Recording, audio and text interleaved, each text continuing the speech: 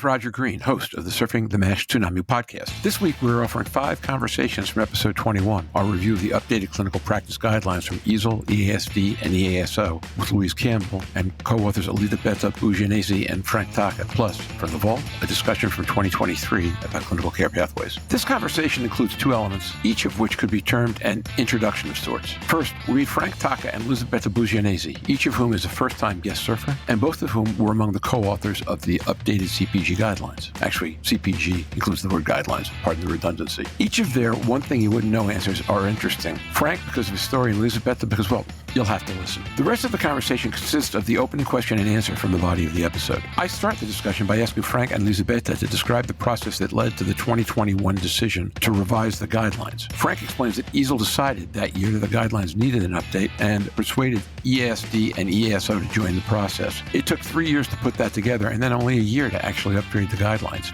At any rate, they formed a committee of 15 leaders for the task and assembled a Delphi panel of 46 individuals from different stakeholder communities to vet all the recommendations. As Louise and I each comment at least twice during this episode, these guidelines are exceptionally impressive in terms of their scope and forward-thinking recommendations. Hopefully, this will energize you to review the actual guidelines, for which there's a link in the article write-up on the Surfing the Tsunami website. Each conversation is uplifting in its own way, so just sit back, listen, learn, absorb, enjoy. And when you're done, join the conversation in our LinkedIn discussion group.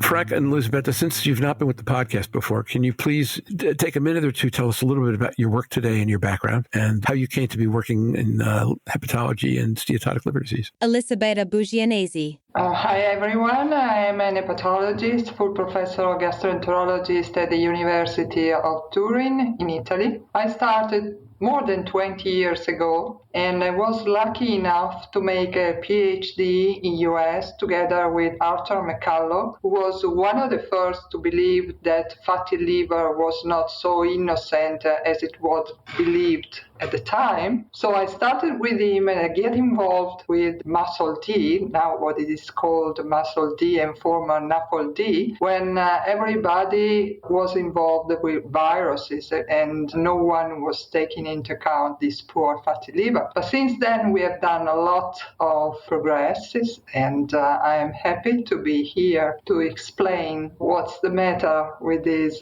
disease, with this liver disease. And Elisabetta, if you could tell our audience one thing about you that they might not know if you didn't tell them. Well, I usually don't tell the audience other than speaking about science. Actually, I'm not an actress and talking about private life.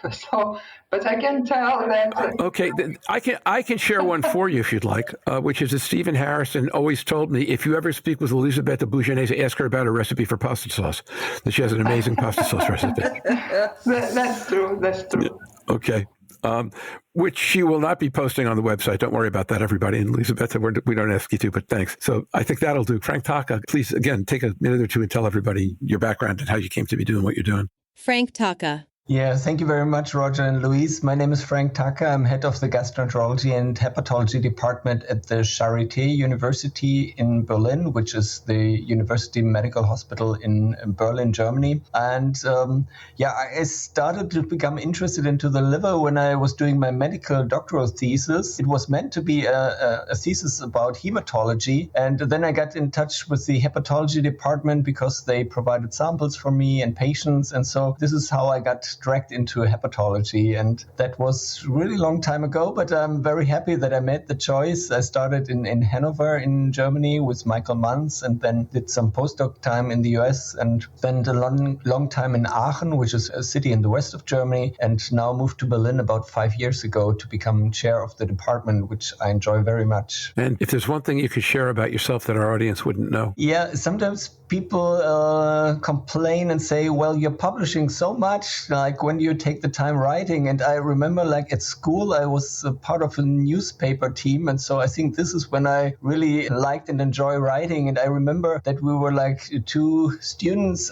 traveling to the eastern side of Germany, which was the former socialistic part. It happened to be about half a year or 9 months before the wall fell. So it was exciting because we got to meet a lot of people who became very famous afterwards. So they were telling us about like their feelings and kind of their opposition against the socialistic government. And I find that very exciting, being part of history without knowing it or realizing it much later in my life. So this is maybe how I got interested also in publishing and writing. That's two fantastic stories. Journalist, key opinion leader, and then the story about the East is really great. So thank you very much for that. With that, why don't we get started? Basically, as I said, Louise was in the session where you folks discussed CPG, and I was in Philadelphia because I didn't get to go to Milano. And we were texting back and forth, and we were really excited about the session. So when we asked ourselves, what were the things from the meeting that we wanted to make sure to share on follow-up, this was one that came to mind as being really important. And as I say, subsequently, we've gotten questions from people in different parts of the world about, so tell us about these guidelines. I sent you folks 5 questions I'd like to touch on. And first, please go ahead, and then we'll ask questions of each other, and then we'll keep going. First question was easy, I think, which is in 2021, EASL decided that it wanted to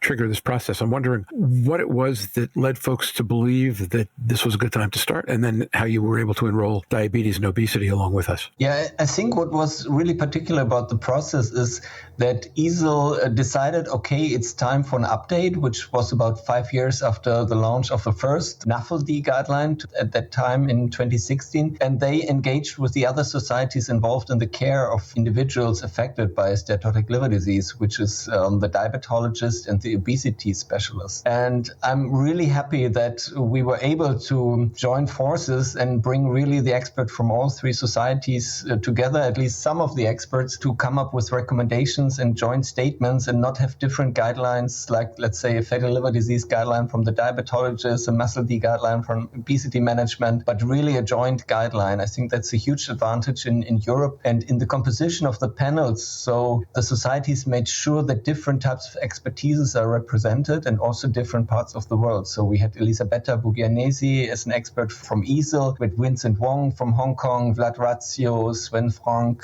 Shira Zelbazagi from Israel, Luca Valenti was the representative from the governing board, and Paul Horn was the editorial assistant. From the ESD, we had Michael Roden, who's like one of the leading diabetologists, Fritz Schick, who's an imaging specialist, Hannele Järvinen from Finland, Amalia Gastaldelli from Italy, and from the ESO, the obesity, we had Roberto Vettor as the chair, and Gemma Frübeck and Dror Dicker as panelists. And with this panel of 15 people, which is quite a large panel, on the other hand, it was not enough to really weigh all the evidence. It all underwent a Delphi process with like 46 members, I think, in total from all over the world to really make sure that we come up with the right recommendations. So I think it was really good to have one joint guideline in the end and agree on a process, although it might have taken a bit longer to develop the guidelines. On the other hand, I think, Elisabetta, in the end, it took us about a year, right? So once everything was set up, it was a very, very intense period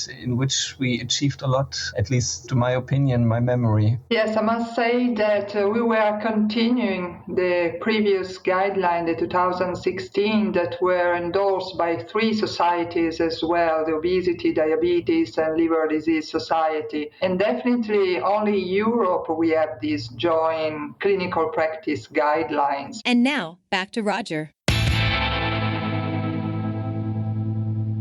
We hope you've enjoyed this recording. If you have any questions or comments about the content of this conversation or the entire episode, please put them in the review section of the page from which you downloaded this conversation, or send an email to questions@surfingmash.com. Next week, Jeff Lazarus will join us to discuss the Healthy Liver, Healthy Lives initiative. Until then, stay safe, surf on. We'll see you on the podcast. Bye-bye now.